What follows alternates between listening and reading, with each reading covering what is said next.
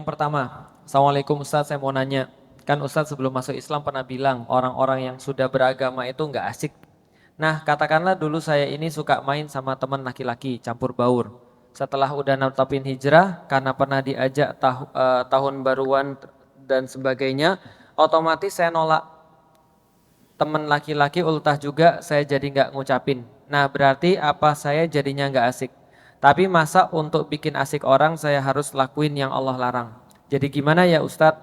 Saya harus gimana? Apa saya masih bisa main sama teman-teman laki-laki lagi? Kebetulan saya sekarang juga tiba-tiba pengen gabung lagi sama mereka. Mereka udah nggak chat aku, ajak karena mereka pasti segan sama aku. Cuma aku ada keinginan gitu lagi. Apa futur, apa gimana ya Ustadz? Ada nggak kira-kira yang harus dihubungkan dengan keimanan? Saya harus gimana? Jadi gini, berkaitan dengan masalah asik dan gak asik. Jadi gini Bapak Ibu sekalian, saya jelasin singkat aja. Ada 3 hal yang itu harus diketahui oleh setiap orang yang dakwah.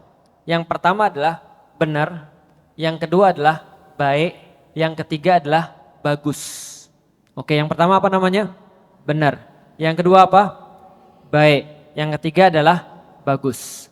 Kalau orang-orang di luar Islam atau orang-orang yang belum hijrah atau orang-orang yang masih berbuat maksiat, mereka tahu kebenaran atau enggak?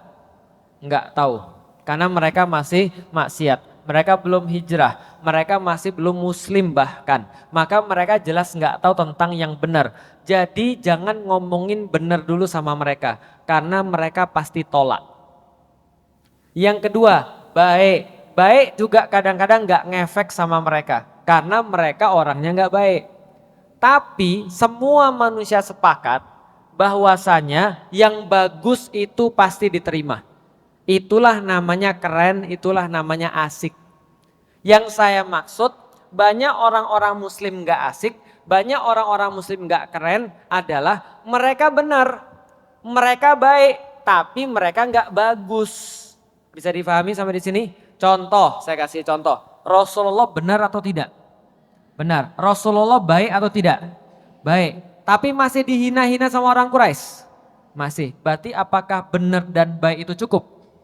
Tidak, tapi Rasulullah itu keren, Rasulullah itu asik, Rasulullah itu punya sesuatu kebagusan yang tidak bisa ditolak sama orang.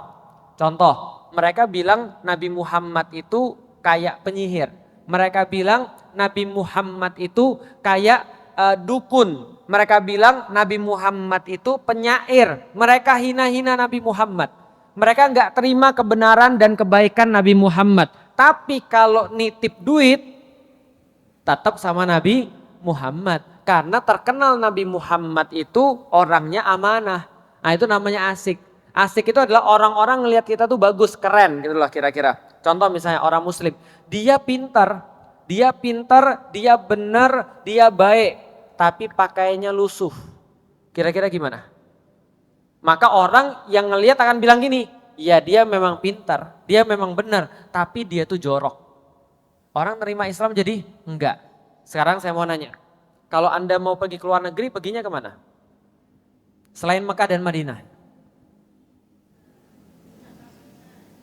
Aqsa, oh itu berarti itu yang namanya iman. Nentuin wilayah aja milihnya berdasarkan agama. Tapi kalau orang-orang yang gak pernah ikut pengajian, kalau mereka mau pergi, mereka perginya kemana?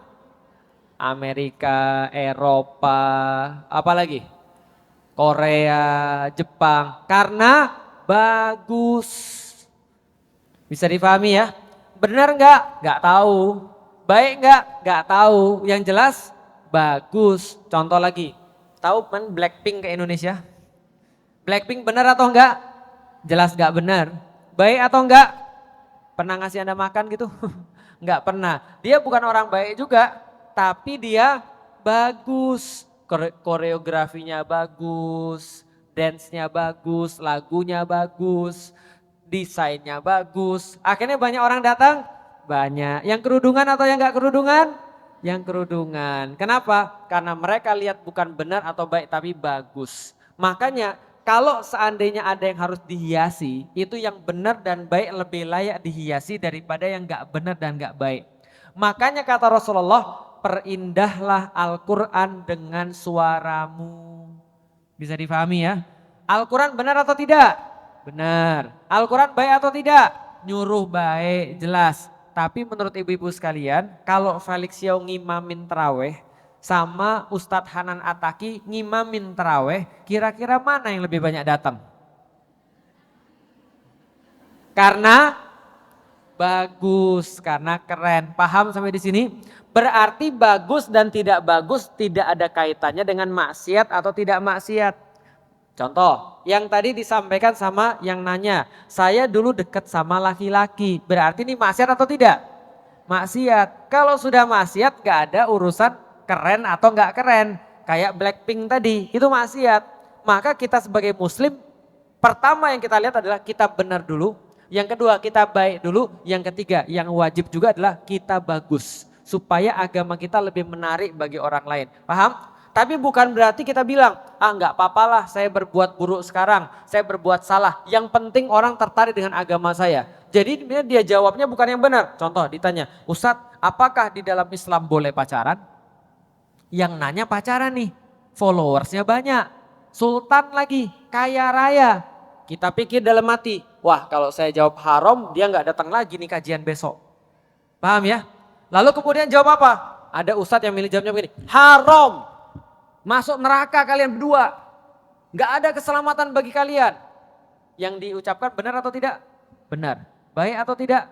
Demi kebaikan dia. Tapi bagus atau tidak? Tidak. Maka jawaban saya ketika ada yang nanya, boleh gak pacaran? Saya bilang begini biasanya. Salah satu jawaban saya itu mencoba nyari-nyari di dalam Al-Quran dan dalam hadis. Kalau seandainya ada yang menghalalkan pacaran, pasti saya kasih tahu sama antum. Dan kalau ada yang menghalalkan pacaran, saya juga mau. Kenapa? Karena kalau saya ditanya boleh nggak pacaran atau mau nggak pacaran, saya mau. Tapi sayangnya saya nggak dapat satupun dalil di dalam Al-Quran yang boleh pacaran. Jadi yang bisa saya sampaikan pada kamu sekarang, saya yakin bahwa pacaran ini adalah bukan cara yang tepat di dalam Islam. Atau sesuatu yang dilarang di dalam Islam. Tapi saya tahu, saya bisa paham karena saya dulu juga pacaran. Maka kalau mau antum ikut aja kajian dulu. Nanti insya Allah beberapa kali kajian antum jadi paham kenapa pacaran ini haram. Itu caranya. Bisa dipahami? Saya menghalalkan yang haram? Enggak. Tapi saya berusaha menjaga orang tadi supaya dia tahu Islam itu mudah. Islam itu asik. Bisa dipahami? Kemarin lagi saya pergi ditanya, Ustadz apa hukumnya puasa ikut NU dan lebaran ikut Muhammadiyah? Kalau misalnya jawaban yang enggak bagus gimana? Jawaban yang benar, baik tapi nggak bagus. Apa jawabannya? Apa jawabannya kira-kira? Haram. Yang namanya agama jangan dijadiin mainan. Kalau puasa ikut NU ya lebaran ikut NU. Puasa ikut Muhammadiyah ya lebaran ikut Muhammadiyah. Jangan dicampur-campur. Karena dicampur-campur itu nggak benar. Paham ya? Saya jawabannya apa? Jawaban saya begini. Kalau Anda mau puasa ikut NU, lalu kemudian lebaran ikut Muhammadiyah, pastiin dulu NU puasanya belakangan dan Muhammadiyah lebarannya duluan. Orang-orang sudah ketawa terus saya bilang, tapi masalahnya adalah namanya puasa itu kalau enggak 29 30 hari. Lah nanti kalau seandainya Anda puasa ikut NU, lebaran ikut Muhammadiyah bisa jadi puasanya 29. Atau apes 31 hari. Nah, ini kelebihan. Bukan 28. Kalau enggak 31 hari, ini kelebihan. Makanya lebih baik kalau misalnya kita yakin, kalau misalnya hisab ya berarti kita ikut Muhammadiyah puasanya lebarnya ikut Muhammadiyah. Kalau misalnya kita yakin dengan ru'yat lokal berarti ikut NU dan lebarannya ikut NU. Udah sederhana, namanya perbedaan ini biasa. Ustadz boleh nggak kita makan pada saat bulan puasa? Gimana caranya makan pada saat bulan puasa tapi tidak batal? Kalau saya jawabnya cuma benar dan baik doang kira-kira gimana? Karena ini yang nanya bukan ibu-ibu nih. Yang nanya tebak siapa kira-kira? Anak-anak main yang gak sama sekali pernah pengajian. Kalau mereka nanya kayak gini ya wajar lah kadang-kadang agak error. Kalau saya jawabannya cuma benar dan baik, saya jawab aja haram. Nanya pertanyaan macam apa ini? Pasti ini pertanyaan orang gak ngerti agama. Kan gitu kan ya? Saya jawabnya sederhana. Oh bisa, Anda bisa makan tapi Anda bisa gak batal. Gimana caranya? Jangan ditelan, paham? Jelas ya? Benar atau tidak? Benar. Baik atau tidak? Baik. Bagus atau tidak? Tidak? bagus gitu kan ya. Artinya ya ini adalah namanya asik tadi. Jadi asik itu bukan berarti melanggar syariat. Nah berarti kalau kita sudah tahu yang namanya campur baur antara laki-laki dan perempuan adalah sesuatu yang dosa, jangan diterusin lagi. Berarti kalau ada bisikan-bisikan, kayaknya bagus nih, aku harus ke tempat mereka lagi, itu untuk ngumpul-ngumpul lagi, itu berarti bisikannya adalah sesuatu yang bukan dari Allah, tapi bisikannya dari syaitan. Tapi boleh nggak aku Ustadz tetap berteman sama mereka? Boleh. Kalau kita tetap merasa bahwasanya kita bisa ngasih hidayah pada mereka. Dulu kita anak main, dulu kita anak belum hijrah. Kita tahu di sana itu orang-orang nggak pernah pergi pengajian. Dia nggak tahu Felix Xiao itu siapa. Bahkan benci sama Felix Xiao tanpa tahu orangnya siapa. Pokoknya udah marah aja dengar kata Felix Xiao. Tapi dia nggak marah sama aku. Aku sekarang ngajinya sama Felix Xiao. Boleh nggak Ustadz aku ke mereka lalu ngajak mereka baik? Boleh. Tapi tetap tidak boleh maksiat. Gimana caranya? Ajak misalnya pergi taraweh bareng-bareng. Ayo bikin alumni sekolah taraweh bareng-bareng. Yang datang kan bukan circle-nya dia aja, tapi cowok dan cewek untuk kajian atau taraweh bareng-bareng. Santunan anak yatim kalau nggak mau kajian, santunan dulu biar mereka ngelihat bagaimana rasanya nolong orang dan segala, pelan-pelan diarahkan. Tapi Ustadz kalau saya ketemu mereka tuh sudah kayak nggak ada batasan Ustadz. Tiba-tiba langsung ketemu cipika-cipiki. Tiba-tiba ketemu kemudian langsung pelukan. Terus gimana Ustadz? Kalau kita ketemu orang lama, yang circle kita yang lama dan kita pasti maksiat, jangan ketemu. Jelas sampai di sini? Kalau Anda yakin Anda di dalam kontrol, boleh ngajak mereka. Tapi kalau enggak yakin, jangan. Bisa difahami Ibu sekalian. Alih-alih kita ngajak mereka, kita yang diajak lagi. Contoh ya, teman saya itu ada yang penyintas narkoba. Penyintas narkoba, bebas barusan dari narkoba setelah diterapi. Dia bukan hanya pindah kota, dia ganti nomor telepon, dia pindah kota, dia ganti teman-teman, pindah kerja dan pokoknya diputus semua dari circle-nya tadi. Kenapa? Suatu waktu ada acara reuni sekolah yang dia tahu di situ ada temennya yang ngajak dia narkobaan. Dia nggak mau datang, itu bagus. Kenapa? Karena dia tahu dia nggak yakin bisa nahan maksiat lagi. Bisa difahami ya? Jadi ini agak sedikit fleksibel. Kalau saya berdakwah harus asik. Kenapa harus asik? Kalau saya nggak asik, anak-anak muda nggak mau dengerin saya. Tapi nggak sekalipun saya ikut maksiat mereka. Bisa difahami ya? Oke, ayo kita main judi. Siapa yang kalah ngaji? Saya nggak bisa begitu. Paham ya? Karena main judi hukumnya haram. Tapi kan tujuannya baik Ustadz, yang kalah suruh ngaji. Iya, tapi gimana kalau kita keterusan? Itu yang pertama. Yang kedua, tetap walaupun gak keterusan itu sudah haram, gak boleh. Jelas sampai di sini? Berarti kalau berdakwah tidak diperbolehkan maksiat. Saya udah pernah cerita di IPB dulu, ketika saya masuk Islam, ada cewek yang mau ngaji. Ceweknya ini parah, mau hijrah, tapi syaratnya saya mau ngaji, tapi saya nggak mau ngaji sama ikhwan-ikhwan itu, serem. Kenapa? Mereka tuh wajahnya udah serem. Saya mau ngaji tapi mau ngajinya sama kamu aja. Gimana kira-kira Bu? Kalau pikiran saya, wah ini kan kebaikan nih, ngisi kajian nih. Tapi kan sendiri, gitu kan ya. Saya bilang, boleh, cuman kita jangan berdua. Kamu ajak aja teman-temanmu supaya kita bisa ngaji. Wah saya nggak bisa, saya maunya berdua aja supaya lebih private. Waduh. Ini ada setan, ada malaikat, ya kan?